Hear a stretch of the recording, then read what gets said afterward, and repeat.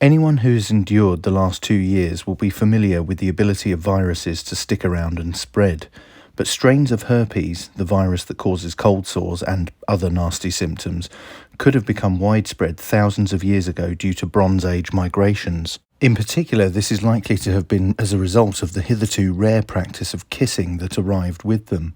That is the conclusion of researchers at the University of Cambridge who studied the first ancient DNA specimens of herpes simplex virus and found that one variant overtook all others about 4,500 years ago, setting the course for its dominance today. Dr. Charlotte Houldcroft, a virologist on the study, said, "The variants around in Europe today all share an ancestor in the Bronze Age.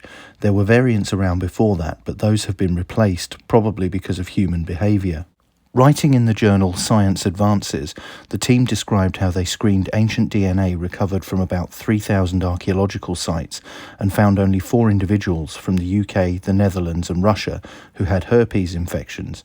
Together they span a 1,000-year period.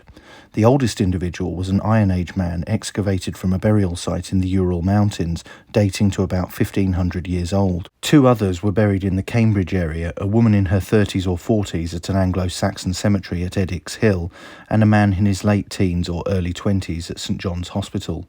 A third skeleton, that of a man in his mid-20s to 30s whose bent teeth indicated a clay pipe smoking habit, came from a burial ground on the bank of the Rhine, a probable victim of a French attack on his village in 1672. The study of ancient DNA revealed that the herpes virus then was remarkably similar to the virus seen today and could be traced back to the Bronze Age. The timing coincided with vast migrations into Europe from the grasslands of Eurasia and a population boom that could have sent transmission rates soaring. But another factor may have come into play, the scientists believe. The earliest known written record of kissing is in a Bronze Age manuscript from South Asia. Far from being a cultural norm, kissing may have arrived with the westward migrations, providing a new route for the virus to spread. Until then, it is suggested herpes was largely passed on from mother to child, limiting its spread. Dr. Houldcroft said, "If you suddenly have a group of people who are kissing, which was not a universal human behaviour, this is an extra way to spread the virus, but the jury is still out on the kissing hypothesis." She added, "Kissing is one of those behaviours that doesn't fossilise well. The risks of kissing were certainly apparent to the Romans. Centuries later, Emperor Tiberius tried to ban kissing at official functions to stop the spread of disease." The controversial Gnostic Gospel of Philip also refers to the relationship between Jesus and Mary Magdalene, saying that he often kissed her on the mouth. The team, which includes researchers from Tartu University in Estonia, are now keen to discover more ancient herpes DNA to help them piece together more of the virus's history.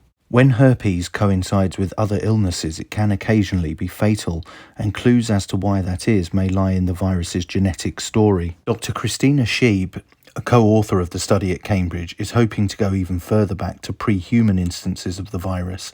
She said, "We know most species have their own herpes strains, and to better understand human Neanderthal interactions and how they shared pathogens, it would be fantastic if someday we could isolate a Neanderthal strain." So what do you think of the research? Let me know in the comments below, and don't forget to like, share, and most importantly subscribe. And thank you for watching.